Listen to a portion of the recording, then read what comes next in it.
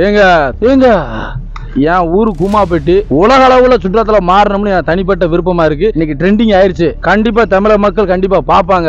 ஆனா இன்னைக்கு என்னடானா நேற்று வரைக்கும் பெரியார் டேம்ல ஒரு கதவு திறந்துருச்சு, ஒரு பாதை திறந்துருந்தாங்க, அனுமதிட்டு இருந்தாங்க. இன்னைக்கு என்னடானா கூமாப்பட்டி ட்ரெண்ட் ஆனதுக்கு அப்புறம் எல்லாத்தையும் கேட்டு அடைச்சிட்டாங்க. என்னை நம்பி எத்தனையோ பெங்களூரு, கர்நாடகா, ஒசூர், திருச்சி, நாமக்கல், இங்கிட்டு மதுரை இத்தனை பேர் தேடி வராங்க. என்ன ப்ரோ பேர் தேடி வந்தா அப்படி கேட்டு அடைச்சிட்டாங்க அப்படின்னு. நேற்று வரைக்கும் பிளவுக்கல் டேம் திறந்துருந்துச்சு ஒரு பகுதி, அங்கிட்டு அத்திக்கோவில், இங்கிட்டு கோவில் எல்லாம் இருந்தது. இன்னைக்கு எல்லாமே மூடிட்டாங்க. உள்ள நீங்களே போய் பாருங்க பிளவுக்கல் டேம் எப்படி இருக்குன்னு பாருங்க. சுற்றுலா தலமா இருந்த பிளவுக்கல் டேம் மேம்படுத்தி சுற்றுலா மாத்திரக்கு 10 கோடி கொடுத்துருந்தாங்க கூட உள்ள எந்த நடவடிக்கையும் இல்ல. தமிழக அரசு அதிகாரியும் சரி, பத்திரிகை துறை நீங்க கலாய்வு பண்ணி பாருங்க. ஒரு பிளவுக்கல் டேம் ஒரு விருதுநகர் மாவட்டத்தில் பிரசித்தி பெற்ற ஒரு சுற்றுலா தலம் இன்னைக்கு எப்படி முடங்கி கிடக்குன்னு பாருங்க. அரசாங்கம் 10 கோடி கொடுத்துருக்காங்க. ஆனா என்ன நடக்கு நீங்க பாருங்க. எங்க கூமாப்பட்டியோட அடையாளமே பிளவுக்கல் டேம் தான். நாங்க எங்க ஊரை விட்டு கொடுக்க மாட்டோம். என் ஊர் ஒரு தனி ஐலாண்டுங்க. அடுத்து சொல்லுவேன், நான் சொல்லுவேன், என்னோட ஊர் சுற்றுலாத்தலம் மாறணும். அதுக்கு தேவை அரசாங்கம் பதில் சொல்லணும். அது நடவடிக்கை எடுக்க நான் நம்புறேங்க.